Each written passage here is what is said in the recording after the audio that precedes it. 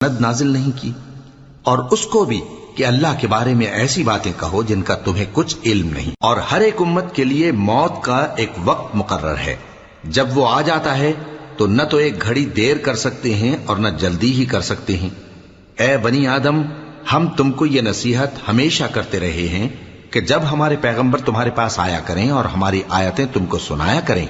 تو ان پر ایمان لایا کرو،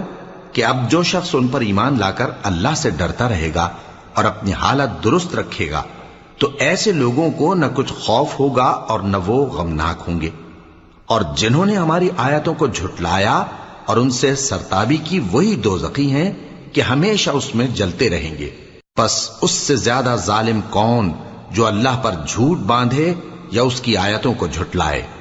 ان کو ان کے نصیب کا لکھا ملتا ہی رہے گا، یہاں تک کہ جب ان کے پاس ہمارے بھیجے ہوئے فرشتے جان نکالنے آئیں گے تو